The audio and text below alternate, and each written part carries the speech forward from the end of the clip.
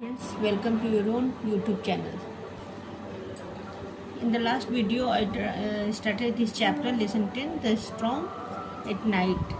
रात में जो तूफान आया था इस लेसन का, तो इसके बारे में बताया था ना कि ये हिली एरिया में है, जैसे पहाड़ी एरिया में है, और जो राइटर है और एक एडाप्टेड फैमिली उनके साथ रहती है ओल्ड बिल्डिंग में। तो राइटर का मकान खुद है और जो फैमिली है वो रेंट पे रहती है उनके साथ। उन लोगों का कोई ब्लड रिलेशन नहीं है, लेकिन एक दूसरे से बहुत ज़्यादा अटैच हैं।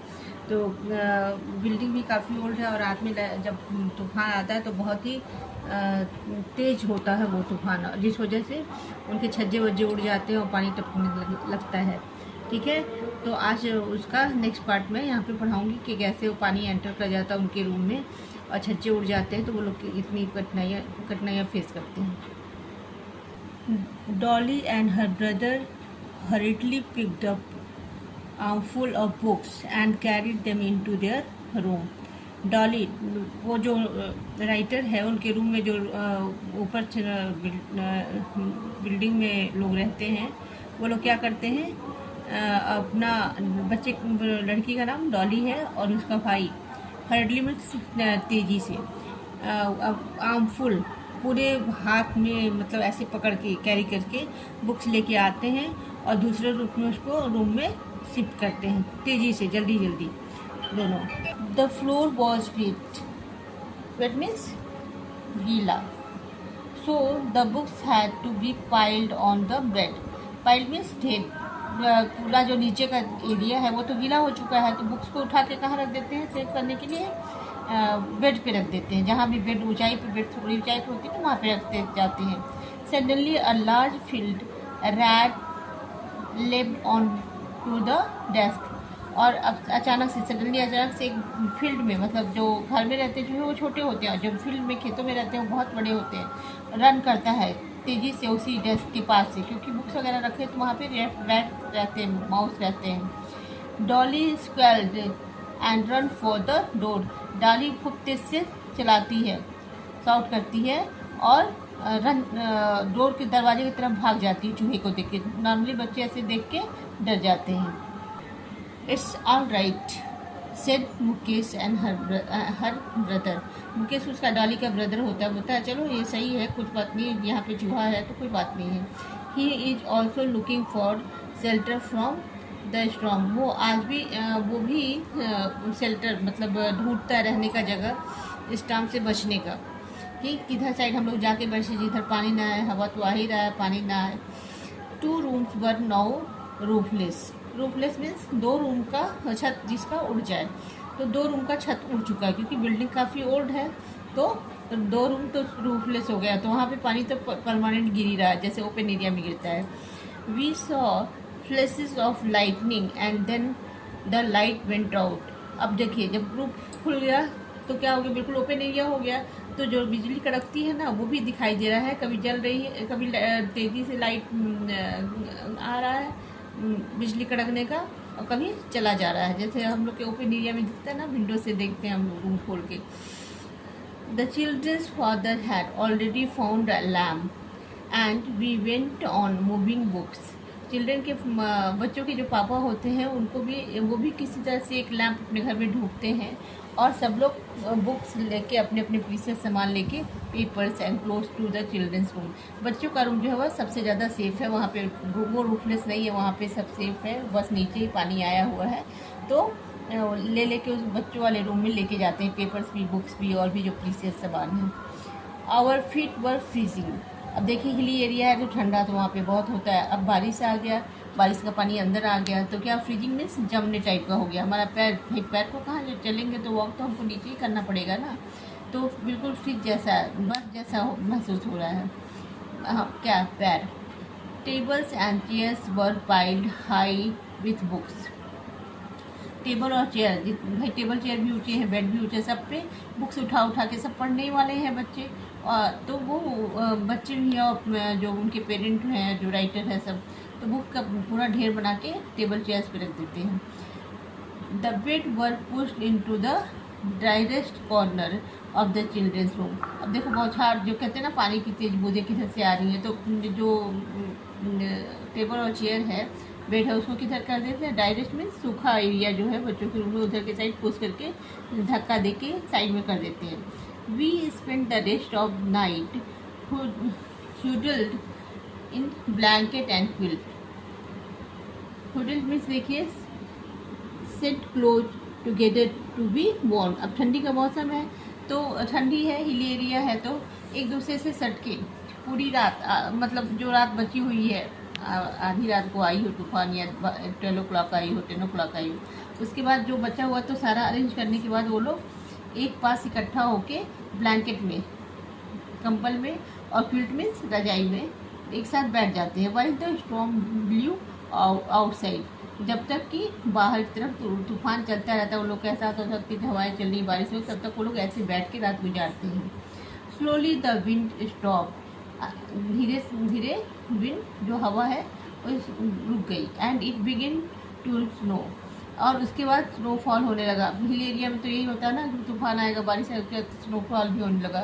Snow flakes floated in the air and felt through the gaps in the ceiling. अब देखो बारिश होती थी, बारिश की बूंदें आ रही थी क्योंकि हिली एरिया है। अब जो उसके स्नोफॉल्स जो हो रहे हैं वो गिर रहे हैं, वो भी इन लोग के जो ओपन एरिया है उधर से, जिसके रूफलेस हो गया जो रूम, उधर से वो भी आ रहा है फ्लोट करके तैर तैर के इन लोगों के घर में। Through the gaps in the ceiling, जो छत खुल गए हैं। सेटलिंग एवरीवेयर, और हर तरफ क्या होता है देखिए, settling means coming down and staying in one place, और एक जगह इकट्ठा होते जाता है, गिरता है और एक जगह इकट्ठा होते जाता है, यहाँ वहाँ जहाँ जहाँ पे खुला होता है area. Early next morning we found the window pane covered with snow and ice creams. Early morning जब हम लोग सुबह उठते हैं, चेक करते हैं कि कहाँ कहाँ क्या क्या प्रॉब्लम, गीला हुआ क्या सूखा है, किधर से वॉक करें, तो उनको विंडो पैन जो खिड़की का जो ऐसे चौकोर वाला एरिया है, वहाँ पे पूरा क्या होता है, बर्फ़ होता है, और आइसेस देखिए long thin pointed pieces of the ice that hang from a roof और रॉक। अब देखिए हम लोग की तरफ कभी कभी पत्थर गिरता है या बर्फ़ गिरता है तो वो तुरंत मेल्ट हो जाता है, लेकिन हिली एरिया में ऐसा नहीं होता क्योंकि वहाँ का टेम्परेचर बहुत लो होता है, तो वो काफ़ी देर तक होता है। तो जो बर्फ़ है और जो बड़े बड़े लंबे लंबे तीखे जिससे चोट भी गिरता है तो वो अभी भी इनके विंडो पैन पे खिड़की के चारों तरफ चिपका हुआ है, दिखाई दे रहा है। Then the rising sun shone through the gaps in the ceiling and turned everything to gold. अब देखिए रात का तूफान चला गया, अब सुबह हो गई तो हिल स्टेशन के पे क्या होता है, हिली एरियाज़ में क्या होता है, जितना भी आधी तूफान आए उसके 1 घंटे बाद अच्छा सा सन बिल्कुल तेज़ चमकता हुआ निकल जाता है। तो ऐसे रात के तूफान के बाद सन निकल गया है, जो बहुत ही तेज़ जो उसकी रेंज निकली हुई है, और जो सीलिंग रात में उड़ गया था जो छत, उसके तरफ से सूर्य की रोशनी आ रही है, और सब कुछ पे जब वो रोशनी सूर्य की पड़ रही है तो ऐसा लग रहा है जैसे कि सब कुछ सोने जैसा चमक रहा है, क्योंकि एकदम नीट एंड क्लीन हो गया है। देखते हैं ना हम लोग बारिश के बाद पूरा पेड़ पौधे सब कुछ एकदम साफ़ सुथरा दिखता, धुल जाता है, जैसे वैसे दिख रहा है। Snow crystal so like diamond on the empty book shelf. अब देखिए बुक सेल्फ, देखिए ये क्या है कि स्नो क्रिस्टल, छोटे छोटे बर्फ़ के टुकड़े। हाँ, वहाँ पे हिली स्टेशन में जो हिली एरियाज़ में जो होता है ना कि बर्फ़ गिरेगा तो वो कुछ देर तक हम लोग की तरफ गिरता है तो वो तो तुरंत ही गल जाता है, लेकिन हिली एरिया में क्या होता है कि वो बर्फ़ के टुकड़े बहुत देर तक रह जाते हैं कहीं कहीं, क्योंकि वो ठंडा प्रदेश होता है तो जल्दी वो मेल्ट नहीं होता, गलता नहीं है। तो उस पर जब सन रेज पड़ रहा है, सूर्य की किरणें पड़ रही है, तो ऐसा लग रहा है जैसे डायमंड चमक रहा हो। और बुक सेल्फ जब वो पड़ रहा है तो लग रहा है कि उस पर डायमंड रखा हुआ, जहाँ जहाँ बर्फ़ के टुकड़े बचे हुए हैं। The children's father went out to find a carpenter and tin smith. Children's के फादर, फैमिली जो रहती है उसमें 2 बच्चे और मदर फादर रहते हैं ना उनके राइटर के घर में रेंट पे, तो वो उसके फादर जाते हैं कारपेंटर को बुलाने, बढ़ई, कारपेंटर मीन्स बढ़ई जो लकड़ी का काम करता है, और टिन स्मिथ यानी कि जो टिन सेट का काम करता है, उन दोनों को बुलाने जाते हैं, क्योंकि सीलिंग रात में उड़ गई होती है ना, छत उड़ गया होता है, उसको ठीक कराने के लिए। The rest of us started putting things in the sun to dry out. और बाकी सब लोग जितने भी रहते हैं वो हम लोग मिलजुल के, राइटर बोल रहा है कि सब लोग मिल के जितना भी गीला हुआ रहता है सामान, उन सबको सूर्य की किरणों के सामने धूप में रखते हैं सूखने के लिए। By evening we had got much of the roof on again.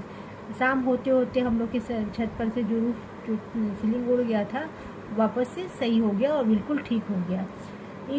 It's a much improved roof now. अब ये जो छत लगा हुआ है, जो रूफ लगा है, वो पहले से ज़्यादा मजबूत है, इम्प्रूव कर गया है, क्योंकि नया लगवाया गया है।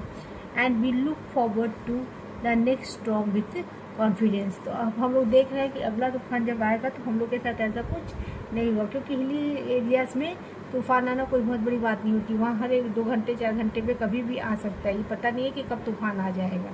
धूप निकला है, थोड़ी देर बाद तूफान आ जाएगा, बर्फ़ पड़ने लगेगा, बारिश होगी।